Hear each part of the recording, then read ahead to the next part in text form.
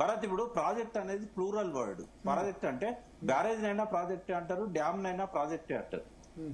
ఒకటి ఫస్ట్ అది అర్థం చేసుకోవాలి. డ్యామ్ వేరు, బ్యారేజ్ వేరు. తుమ్మిడిహట్టి దగ్గరది బ్యారేజ్. ప్రాజెక్ట్ అంటే డ్యామ్ అనుకుంటాండు, ఆ డ్యామ్ కాదు. తుమ్మిడిహట్టి దగ్గరది బ్యారేజ్, ఇక్కడిది కూడా బ్యారేజ్. మేడిగడ్డ దగ్గరది ఇక్కడ కూడా 3 లిఫ్ట్లు, అక్కడ కూడా 3 లిఫ్ట్లు. 148 కి ఎందుకు ఒప్పందం చేసుకున్నారంటే కనీసం బిఆర్ అంబేద్కర్ ప్రాణహిత చేవెళ్ల ప్రాజెక్టు బదులు మేడిగడ్డకు వెళ్ళినా కూడా అస్ఫాబాద్ మంచిరాల ఏరియాకు ఒక 2 లక్షల ఎకరాలకు నీళ్లు ఇవ్వాలనే ఉద్దేశంతో ఒప్పందం చేసుకున్నారు.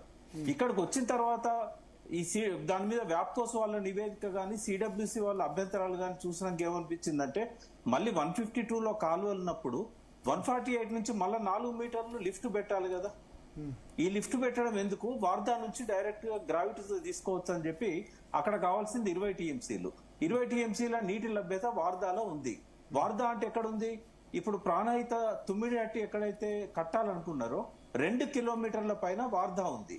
అంటే కింది నుంచి ఎత్తిపోసుకునే బదులు పైనుంచి మనం తీసుకుందాము, గ్రావిటీతో వస్తాయి.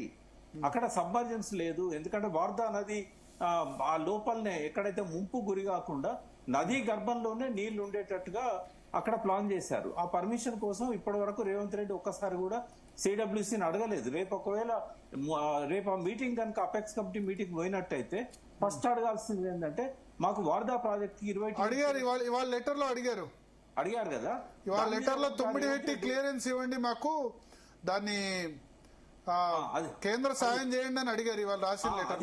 అది క్లియరెన్స్ వచ్చింది అనుకోండి, ఇంకా 148 దగ్గర ప్రాజెక్ట్ అవసరం లేదు. ఒకవేళ తుమ్మిడిహట్టి దగ్గర కాంగ్రెస్ పార్టీ ప్రభుత్వము కట్టింది అనుకోండి, ఏది మన ప్రాజెక్టు బ్యారేజో డ్యామో ఆయన ఏదన్నా అనుకోని అది కట్టింది అనుకోండి, అదే రోజు నేను టికెట్ తీసుకొని శాశ్వతంగా ఏ దేశానికైనా వెళ్ళిపోతా. ఎందుకంటే ఉండబట్టే అట్లాంటి మిడిమిడి జ్ఞానంతో ఆయన కట్టిండు. సరే బ్యారేజ్ తేడా తెలియకుండా మీరు రాజకీయాలు చేసి ఏదో పనికిరాని ముచ్చట్లన్నీ చేసి ఇంకా చెప్తే కోపం వస్తుంది. 300 టీఎంసీల నాగార్జున సాగర్ అయింది, 15 టీఎంసీల ప్రకాశం బ్యారేజ్, 2 ప్రాజెక్టులేనా? శ్రీశైలం కూడా ప్రాజెక్టే, మీకు ప్రకాశం బ్యారేజ్ ధవళేశ్వరం కూడా ప్రాజెక్టే. సరే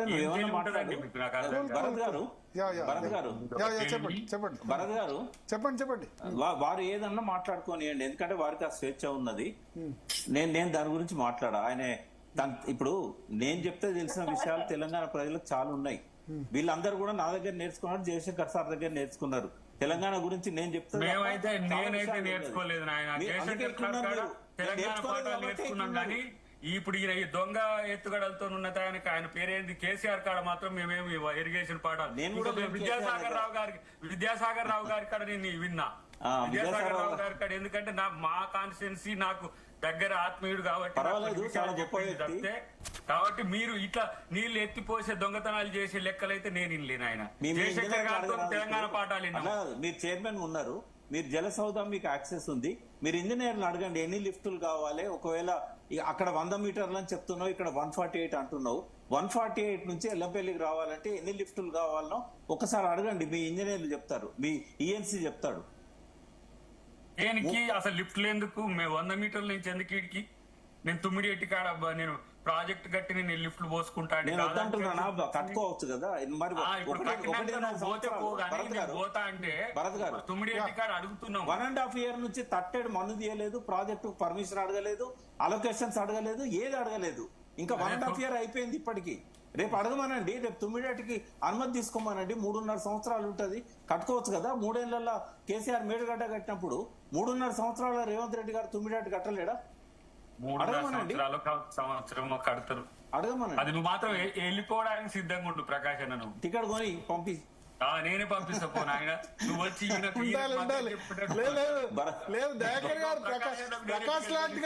ప్రకాష్ లాంటి వాళ్ళు తెలంగాణలో ఉండాలి. నేను ఆ రోజే చెప్పిన తుమ్మిడిహట్టి కడతామన్నా, నువ్వు ఈ రాష్ట్రంలో అవసరమే, నువ్వు కొట్లాడటానికన్నా ప్రకాష్ సరే డిఫరెన్స్ లేదు ఒపీనియన్ లో డిఫరెన్స్ ఉన్నా ప్రకాష్ లాంటి వాళ్ళు తెలంగాణలో ఉండాలి, వదిలిపెట్టి పోవద్దని కోరుకుంటా. అట్లా తుమ్మిడేటి కట్టేది అనట్లేదు నేను. అంటే నేనేమంటున్నా అంటే పోతా అంటే ప్రకాష్ అన్న నువ్వు పోవద్దు, నువ్వు చెప్పడానికి ఉండాలి, విమర్శించడానికి ఉండాలి, మాతో కొట్లాడడానికి కూడా ఉండాలన్నారు. దయాకర్ నేనేమంటున్నా అంటే ఎందుకన్నా మాట అంటే అక్కడ ఒకవేళ ప్రాజెక్టుకు అన్ని అనుమతులు ఇచ్చినా కూడా 10 years పడుతుంది. ఎందుకంటే ఈ చాప్రాల్లో Maharashtra first wildlife permission ఇవ్వాలి, తర్వాత కేంద్ర ప్రభుత్వం ఇవ్వాలి, తర్వాత సుప్రీంకోర్టు ఇవ్వాలి. ఎందుకంటే తుమ్మిడట్టి బ్యారేజ్ ఏదైతే కడతారో ఆ బండ్ ఏదైతే 2 కిలోమీటర్ల పైన ఉంటుంది అది కేవలం చాప్రాల్ రిజర్వ్ ఫారెస్ట్ లకి వెళ్ళే కట్టాలి. అది దానికోసం కూడా 200 ఎకరాలు చాప్రాల నుంచి తీసుకోవాల్సి ఉంటది. ఇవన్నీ సమస్యలు ఉన్నాయి కాబట్టి నేను ఆ మాట అన్నాను. ఇంకోటి స్క్యూ పద్ధతి అనేది ప్రపంచంలో ఎక్కడ లేదు. ఆడ బ్యారేజ్ స్ట్రైట్ గా ఉండదు, అది ఈ వి షేప్ లో ఉంటది. వి షేప్ లో బ్యారేజ్ ఇప్పటి వరకు లేదు. ఇట్లాంటి సమస్యలు ఉన్నాయి కాబట్టి నేను సరే ప్రయత్నం చేస్తే తప్పేం లేదు, నేను దానికి పూర్తి మద్దతు ఇస్తాను. ప్రయత్నాలకు నేనేం అడ్డుపడను. 100% ఒకవేళ రేవంత్ రెడ్డి గారు సక్సెస్ అయితే కేసీఆర్ గారి కంటే ఎక్కువ గౌరవిస్తాను నేను రేవంత్ రెడ్డి గారిని, ఆయన తుమ్మిడట్టే కనుక కడితే. ఎందుకంటే అది అంటే నువ్వు గౌరవించినా గౌరవించకపోయినా ప్రజల కోణం నుంచి కట్టాల్సిన అవసరం ఉంటుంది. సరే ఇవాళ మనం కొన్ని ప్రశ్నలు బనకచెర్ల మీద ఇంతకుముందు ఈశ్వర్ గారిని అడిగారు, తర్వాత నేను ఫాలో అయినాను. నారాయణ వేణుగోపాల్ రెడ్డి గారు ఒక మాట అన్నారు ఏంటంటే ఇప్పుడు